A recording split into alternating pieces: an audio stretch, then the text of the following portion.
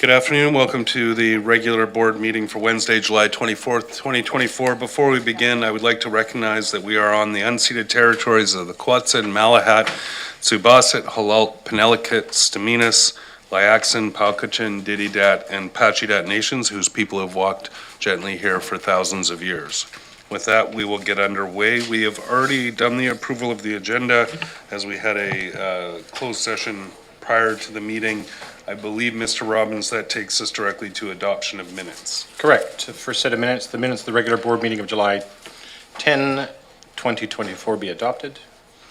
Moved by Director Martman, seconded by Director Toporowski. All those in favor? Any opposed? None opposed. Motion carries. Mr. Robbins. And the minutes of the special board meeting of July 17th, 2024 be adopted. Moved by Director Martman. Oh, was that a question or? Seconded by Director Champ. Sorry. Any discussion? Seeing none, all those in favor? Any opposed? None opposed, motion carries. Mr. Robbins. No business arising from those minutes that we're aware of, which brings you to public input period. Thank you. Public input period is an opportunity for the public to comment on an agenda item before the committee considers the item. Public input procedure policy allows for allotment of 15 minutes where a speaker is welcome to comment on any item on the agenda up to a maximum of 3 minutes. This excludes items that have or are the subject of a public hearing. Input from the community is valued and appreciated.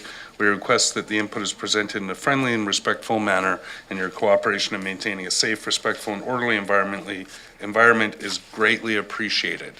So we're open for public input on today's agenda.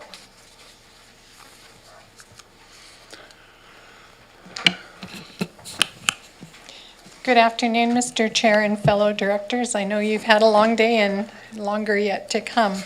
My name is Susan Kaufman and I'm from Satlam, and I would like to request that the public input and question policies that were sent back to the board, that you not adopt the public input at this meeting. That I believe that we heard during the previous governance meetings and at the last EASC that the public input policy document and the question period document are intrinsically linked and that they should be put forward at the same time. And I could list off the items that I'm concerned about, but in brevity I will submit something to the committee when it comes up again. I'm also concerned that items going from the same day meetings to the board, such as the committee of the whole, when the meetings are held during the day, the people of our Good Valley do not have an opportunity to attend or even review the meetings before they're adopted at the board.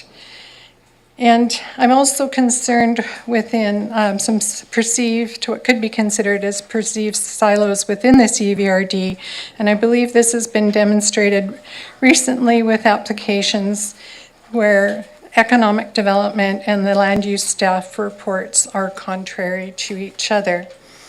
Further to that, I'm concerned about the possible legal ramifications of land use applications being advanced without the required approvals from outside agencies such as the provincial government. The tenet that we have always used and what I've learned in previous times and over the years, that land use is based on the best and highest use for that land and not influenced by the current owner or user. Thank you. Great, thank you. Any other public input today before we begin?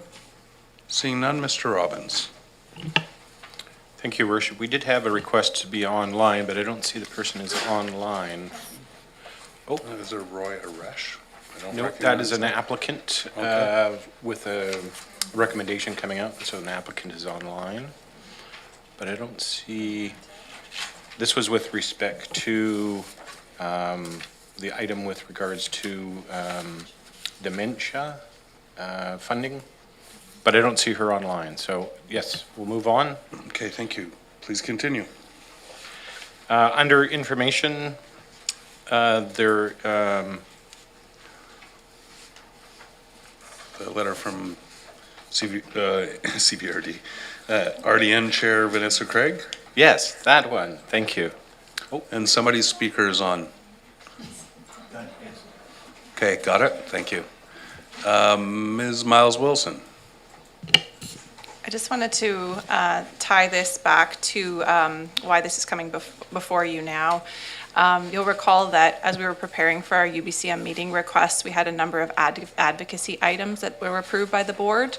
And the legislative reform initiative that has been led primarily by the Regional District in Nanaimo was one item that you wanted to advance some advocacy work on. So you'll notice that we've kind of packaged together a number of supporting items there to provide the context. The template letter that's at the end of your package was provided by the Regional District of Nanaimo, and when we engaged with them after the board discussion about advocacy items, they requested that that letter be sent in support. So that was supplied by the RDN, and that's kind of where it came from. Great, thank you.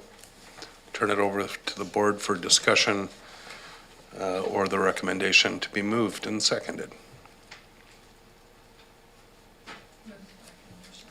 Moved by Director Segal, seconded by Director Abbott. Discussion? Seeing none, all those in favor? Any opposed? None opposed, motion carries. Mr. Robbins. Moving on to item 10, your committee and commission reports. CR1 is the report and recommendations of the committee of the whole meeting of July 10, 2024. Director McGonigal has a recommendation. Director McGonigal. Thank you, Chair. Your committee of the whole recommends from July 12th, that the deliverables for the Young Agrarians BC land matching program be modified to reduce the required number of land matches within the Cowichan region from 3 to 7 per year to 1 to 3 per year in accordance with the proposal from the Young Agrarians. Is that moved by you, Director McGonigal? Certainly is, Chair. Seconded by Director Nicholson. Any discussion? Seeing none, all those in favor? Any opposed? None opposed, motion carries. Mr. Robbins. CR2 is the report and recommendations of the Electoral Area Services Committee meeting of July 17, 2024 for Director Morrison. There are a number of them. Just a And so couple. your diligence and your patience as he runs through them, I'm sure is appreciated. Well, I would ask whether considering these have all been printed and published and considered in advance, whether you want them read. No, thanks, Mr. Chair of the EASC. So I will move C1 through 3, UB1, which is 3 items, R4 through 10 for all directors. That's been moved by Director Morrison, seconded by Director Wilson. Any discussion on those items? Seeing none, all those in favor? Any opposed? None opposed, motion carries. For electoral area directors, R2, which is a whole bunch of numbered items. 1 through 16 of 16. them, and R3. 1 through 6. 1 through 6. I'd move those. Do we have a seconder for those? Seconded by Director Abbott. Any discussion on those items? Seeing none, all those in favor? Any opposed? None opposed, motion carries. For that compelling discussion, you can always refer back to last week's EASC video if you'd like to review the debate and discussion on those items. And that concludes my report. Thank you, Director Morrison. Mr. Robbins. CR3 is a report and recommendations of the committee of the whole from earlier today. That's July 24th. Director McGonigal, you should have on your placeholders those three recommendations, R1 and R3 with 2 parts to them, And R7. and R7. I do not have those, if you would be so kind. Never mind. I have many people handing them to me, so if you wish.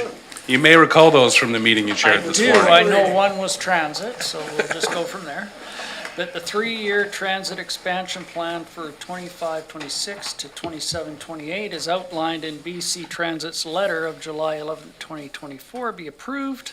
And part 2 of that, transit service expansion hours and estimated costs for years 25-26 through 27-28 be incorporated into the 2025 CVRD budget and 5-year financial plan for both Function 106 commuter transit and Function 107 transit. And also R3, two parts. The CBRD to commit $25,000 in partial matching of funding for an application for funding through Stream 3 of the Investment Agriculture Foundation of BC Agricultural Water Infrastructure Funding. And part 2 of that, that the 2024 budget for Function 131 be amended to increase provincial contribution revenue by $50,000. And 2, increase partner contribution revenue by $25,000. And 3, increase partnership project expenses by $75,000. And R7, that the CBRD Board Chair and Corporate Officer be authorized to sign the 2024 to 2034 Canada Community Building Fund Agreement on behalf of the Cowichan Valley Regional District, and I will move those, Mr. Chair. Thank you. Seconded by Director Abbott. I just want to comment to Ms. Kaufman's comment during public input. It is not practice, and we have tried to get away from forwarding same-day committee decisions to the board unless it is time-sensitive, but I do recognize that it seems like it's become kind of bleeding into a more common practice. I know in this case, it's because there is a breakup coming, and these items need to get action during that meeting break. But point well taken, Ms. Kaufman, and something that I think we need to continue to try to adhere to as much as possible unless it's an emergent or urgent item. Call the question. All those in favor? Any opposed? None opposed. Motion carries. And those can be found in this morning's video on YouTube, Committee of the Whole for July 24th, 2024. Thank you, Chair McGonigal. Mr. Robbins. Moving to staff reports. SR1 is a staff report from the Acting General Manager, Community Services, with regards to period poverty project. This is for your information. Thank you.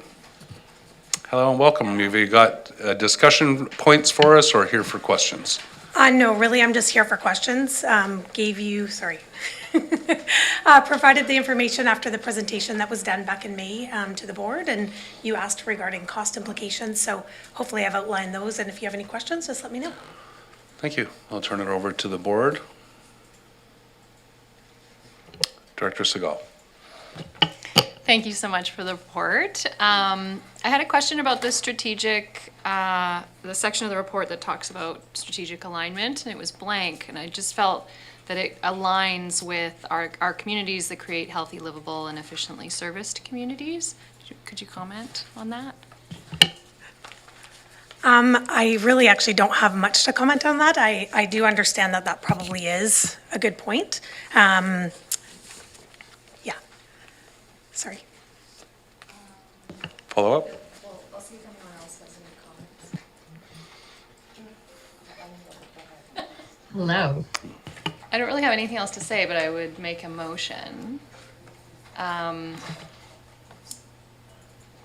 So Ms. Little and I have talked about a couple of options just in understanding how other regional districts have rolled out this kind of a program. I mean, we obviously have the option to roll it out for all of our facilities across the district, but some other jurisdictions have done a case study. So I just wanted to, I guess, like provide those options to the board and maybe get some input. We could focus a case study on the core recreation facilities and see how that rolls out. Or we can go full on and open. So that wasn't a motion, but I will go to Sorry. other speakers. If you want to make a motion, I would suggest typing it up and, okay. I believe I thought I saw Director Nicholson and Douglas and Staples. Thank you. Thanks for your report, and I agree with Director Segal. I think it would make most sense to roll it out in phases, see how it goes, and start with the recreation centers. So does this mean we should make a motion for the budgets, for it to be included in the budget? Yeah, I That's would what say happens, that, yeah, that would be like for the significant, are we talking about the regional rec facilities, basically? The The core facilities, like not the south and the north. oh, okay. Well, you all figure out the motion. I'll be happy to take it when it's formulated. Director Douglas and then Staples.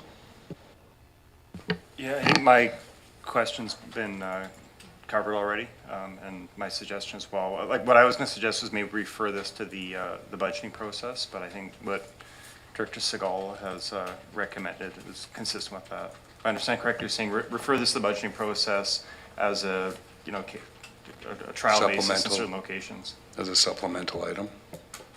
Okay. But do we want to give staff any direction in terms of where What these would be? scope? I think it would be smart if we did. Because the report does suggest we can either cover the female and gender-neutral washrooms or the male-specific washrooms as well. Okay. Well, Mr. Chair, before we move on, I just hoping staff could clarify one point that I was a bit confused by, but perhaps the other members of the board were clear on it. Just the total number of washrooms, because table 1 references the 29. You know what, looking at it now, I can see where I've mixed it up. There's 88 washrooms. Yes, and if I could, Chair. Yeah. I will just clarify that this isn't for all recreation facilities within the region. It's facilities within the Cowichan Valley Regional District that they fund and look after. So it doesn't include Fuller Lake and Town of Ladysmith. But those operationally are funded by the regional Technically, they're district. through Recreation. regional recreation now. However, they were through a different budget process. So we can definitely take that back, but that number is not included in this report.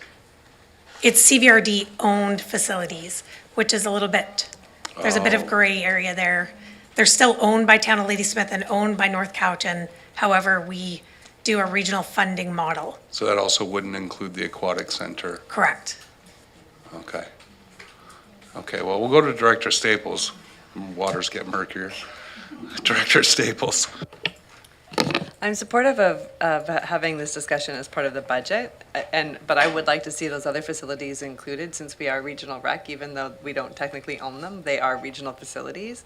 And looking at also sort of like the core, I don't think starting just with the core in like Duncan, North Cowichan is the best approach because, you know, other regions as well. There's, look at levels of poverty in certain areas. So I think that those things need to be also taken into account of where these things, where this should be available. And so even if we just did all like rec facilities in the region to start, I think that would be good because then we could see, you know, how much is actually being utilized in different places and do a comparison and analysis that way, and then expand it out to other places. But this is, you know, this is a, particularly with the rise of cost of groceries and just everyday expenses, this is becoming more and more of a challenge. And it, you know, this is something that should just be provided to women. This should not be something that women are, you know, that anyone, that's not it shouldn't be commodified in any way to begin with. So I don't know, maybe there's a way to push something at other levels of government as part of this as well, to advocate for the necessities of this, of these products, because it is becoming more of a challenge for people. And at the food bank, one of the recent meetings that I was on, they had brought products into the food bank, and the food bank at first just wasn't really sure how they would go, and they were literally flying off the shelves because it is something that people will try to, you know, go without, and all of the things that were presented here happen where we live too, with people not going out, missing work, missing school, all sorts of things, because it does become an issue of economics at that point. So I'd like to see it at all rec centers and be part of the budget discussion. So if we make a motion, my question is, do we have to make a motion for exactly what it is that we want to see, or just that it's part of a budget discussion? Or do we have to be completely prescriptive? That's my question. Do you have a suggestion? I saw you raise your hand, so. Yes, I do have a suggestion. I'm wondering if maybe the board make us a recommendation back to the commissions for the recreation centers, because there are 4 that oversee all of the region's significant recreation centers, and just asking them to support this initiative, and then we can pass on to staff to include it in the budget process. Okay, can I make that motion? You still have the mic, so you may. Okay, I would like to make that motion. So the recommendation would be that the board refer discussions about including, sorry. This is why I thought if this was such a hot topic, there would be a motion formulated. So I would say that we move that the Regional Recreation Commissions incorporate supplemental funding for a period poverty program in the 9 core recreation facilities and the library. I don't know if that's the library's part of it, but I think we need to direct them, because otherwise we might have one commission say one thing and one commission do another, and then we're back at square one. Okay, so I like Director Nicholson's, we can refer to the video if necessary. Do we have a seconder for that? Director Staples has seconded it. Just a point of order.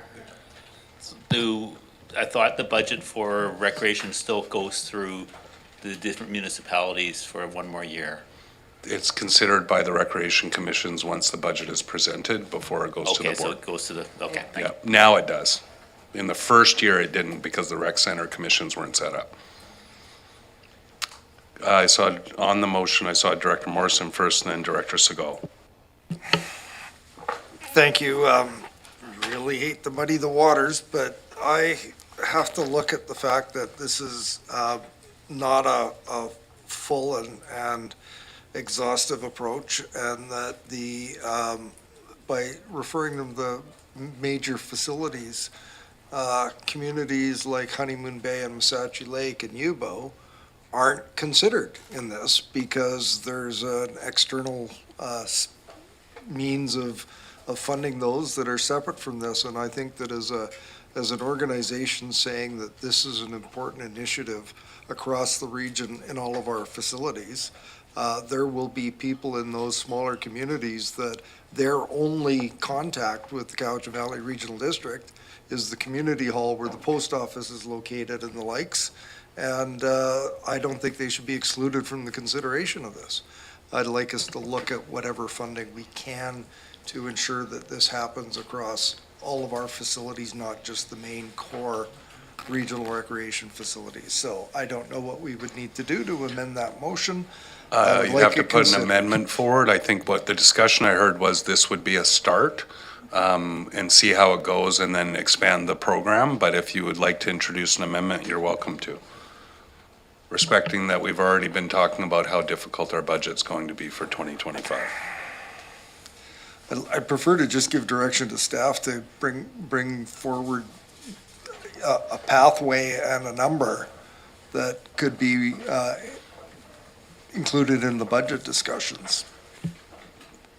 Again, the motion is on the floor, so we'll deal with the baseline of where we're at now. Sorry, please go ahead.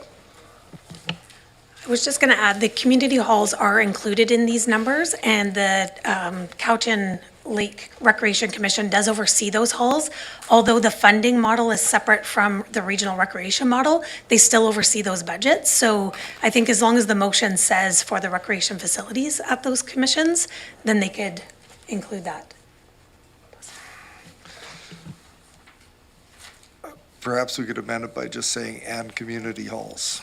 That might cover it. And just, we don't do friendly amendments, so you're proposing the amendment that includes and community halls. Yes. Do we have a seconder? Director Staples, so on the amendment, discussion on the amendment, call the question, all those in favor? Any opposed? None opposed?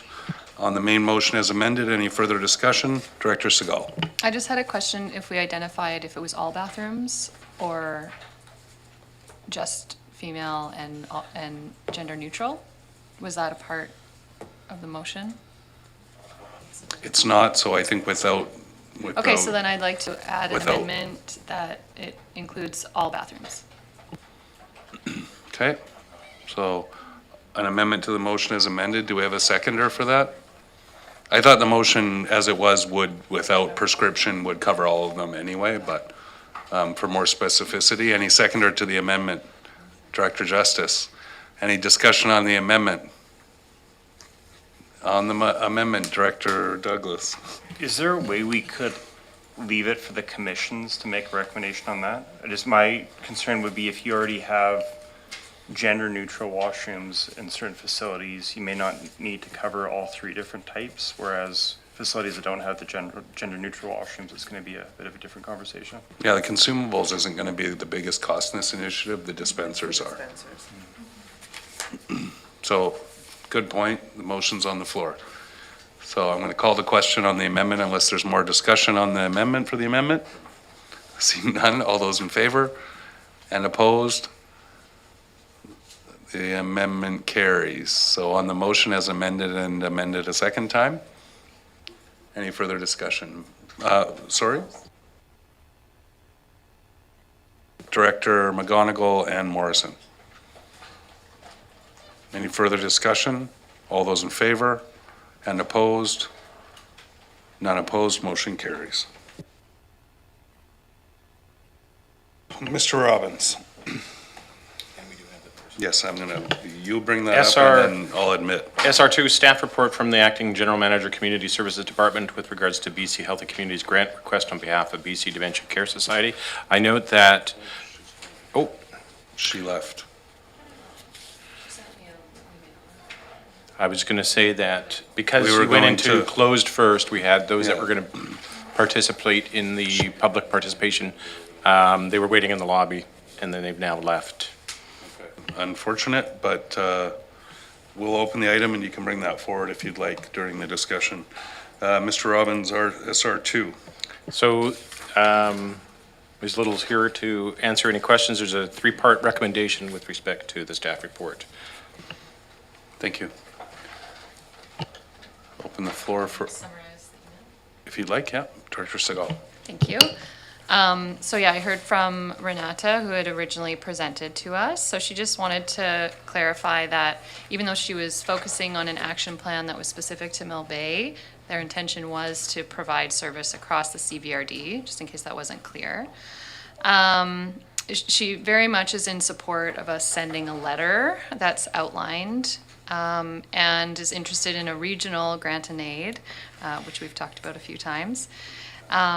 And, indicates a number of factors of, being aligned with strategic planning, their own strategic planning, and collaborating with University of Victoria and Island Health and other organizations. But after reading the report, I completely understand that it's, the desire of staff to want to help with all of these initiatives. But it's prudent to also acknowledge that all of these little initiatives take a lot of staff time and make it challenging to provide the core of our services. So I'd move the recommendations. Thank you. Do we have a seconder? Seconded by Director McGonigal. Discussion on the motion? Seeing none, all those in favor? Any opposed? None opposed, motion carries. Mr. Robbins. SR3 is a staff report from the Legislative Services Division with regards to Directors' Conference attendance at the 18th Annual State of the Island Economic Summit. I know that Director Wilson has expressed interest in attending. There is a recommendation for approval of Director Wilson and any other attendees. And Ms. Boyd is here. Ms. Boyd. You get You're to supposed open to and close with me. So the report is before you because it is over the threshold of the policy of $500. And if anybody else would like to attend, please let us know because we get a little discount. This year's conference looks to be humdinger, even better than last year, which was fantastic. There's special sessions on the Tuesday as well, so you may want to look into those. Director Morrison? I'd like to attend as well. Okay, do we have any others? Director Segal? I'd like to attend. Okay, so we have three. Any others? I know 5 from Ladysmith are going, North Cowichan. Most of the council goes. Lake Cowichan. Director Martman, you'd like to attend? Any others? So we have Directors Wilson, Morrison, Segal, and Martman. That's it? Okay, now we need a mover for those names. Moved by Director Morrison, seconded by Director Wilson. Any further discussion? Last minute volunteers, seeing none. All those in favor? Any opposed? No amendments, motion carries. Sorry, I'm being cheeky, I'm tired. Thank you, Ms. Boyd. Oh, you're still here. She's here for SR4. All SR4 is a report with regards to the Shawnigan Village Water System Service Establishment and Loan Authorization, the alternate approval process, CVRD bylaws numbers 4566 and 4567. There is a 6-part recommendation to keep this initiative moving forward. Any comments before we move to the motion and discussion? Just my apologies that the report was late. We did get inspector approval late on Friday afternoon. I'd also like to thank Communications as well as Utilities coming together to collaborate to get this report on your agendas today. Great teamwork between everyone. As an overview, of course, board gave the direction, got through 3 readings, we have an inspector approval. And to move forward with the AAP on time and budget, we have a policy in place for AAP at CVRD to go 60 days for the petition period.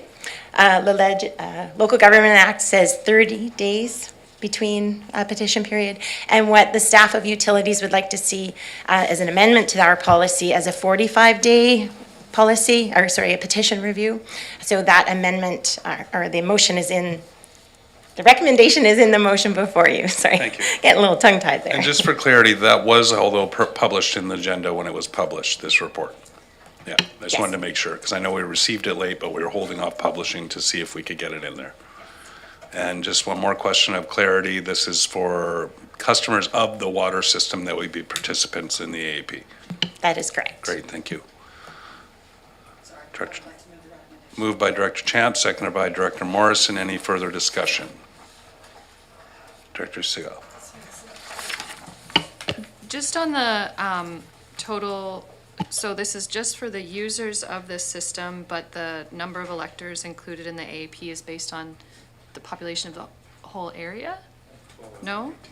Oh, okay, sorry, never mind. Any further discussion? Seeing none, all those in favor? Any opposed? None opposed, motion carries. Thank you, Ms. Boyd. Mr. Robbins. Moving to Neighborhood. the first set of bylaws, B1 to B5, are for all of the board. B1, the recommendation that CVRD bylaw number 4535, Lambert Estates Water System Service Amendment Requisition Limit Increase 64,375, bylaw 2024 be granted first, second, and third reading. Moved by Director Nicholson, seconded by Director Abbott. Any discussion? Seeing none, all those in favor? Any opposed? None opposed, motion carries. B2, the recommendation that CVRD bylaw 4536 Arbutus Mountain Estates Water Service Amendment Requisition Limit $140,512, bylaw 2024 be granted first, second, and third reading. Moved by Director Segal, seconded by Director Toporowski. All those in favor? Any opposed? None opposed, motion carries. B3, the recommendation that CVRD bylaw number 4537 Burnham Water System Service Amendment Requisition Limit Increase $73,750, bylaw 2024 be granted first, second, and third reading. Sounds like, it was like somebody put that podcast on 1.5 speed. Moved by Director Segal. Well done. Seconded by Director Champ. All those in favor? Any opposed? None opposed. Motion carries. Under B4, the recommendation that CVRD bylaw number 4594 Cobble Hill Village Sewer System Service Amendment Boundary Extension bylaw 2024 be granted first, second, and third reading. Moved by Director Wilson, seconded by Director Abbott. Any discussion? Seeing none. All those in favor? Any opposed? None opposed. Motion carries. All right, I'm just getting silly now. B5, recommendation that CVRD bylaw number 4505 Couch and Bay Critical Location Street Lighting Service Amendment Requisition Limit Increase bylaw 2023 be adopted. Moved by Director Abbott, seconded by Director Toporowski. All those in favor? Any opposed? None opposed. Motion carries. And under item 15, bylaws for electoral area directors, consideration only, which is BEA1, and that recommendation that CVRD bylaw number 4436, electoral area F, Cowichan Lake, South Scotts Falls zoning amendment bylaw, Cowichan Lake Road, PID 012-490-946, 2022 be adopted. Moved by Director Morrison, seconded by Director Abbott for electoral area directors only. All those in favor? And opposed? None opposed. Motion carries. And you'll move to item 20, question period. Open for question period. Oh, I'm supposed to read this. Question period is an opportunity for the public to ask a question regarding the business of the CVRD. Question period allows for an allotment of 50 minutes and comprised of 2 parts. The first is reserved for questions directly related to agenda items. If there is time remaining, questions may be on a matter of public interest related to and in the CVRD jurisdiction. Each questioner is permitted to ask 1 question plus 1 follow-up related to the answer. Question must truly be a question, not a statement of opinion or speech. Request that your question is presented in a friendly and respectful manner. Your cooperation in maintaining a safe, respectful, and orderly environment is greatly appreciated.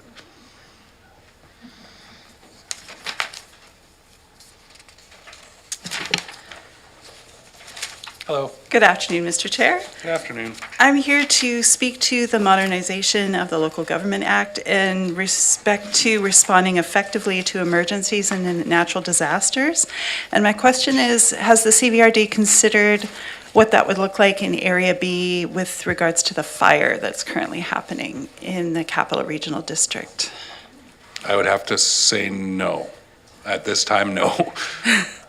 Okay, so my question would be... It's a pretty emergent item. I did talk to our CRD colleagues yesterday about the fire, including the mayor, but at this time, not in terms of that discussion around the local government reform. Okay, so in terms of emergency preparedness, then we should look to the past rather than the future for how we should respond as residents for planning? Sorry, I must not understand your question because Okay. you're talking about the efforts to reform the Local Government Act are really broad-based, but how they relate to a very To emergent fire item. situations. Well, in generally, more broadly, yes. Yeah. But you talked about a specific fire and Yeah. how it might affect Area B. Yeah. That's a pretty Okay. narrow scope. Okay. We just Thank hadn't you. seen anything from the CVRD yet on that topic, so I guess that's still to come. No, there's communication between emergency management organizations. There's no threat Okay. to our area at this time, so no need for us to communicate Okay, about it. Thank you. thank you.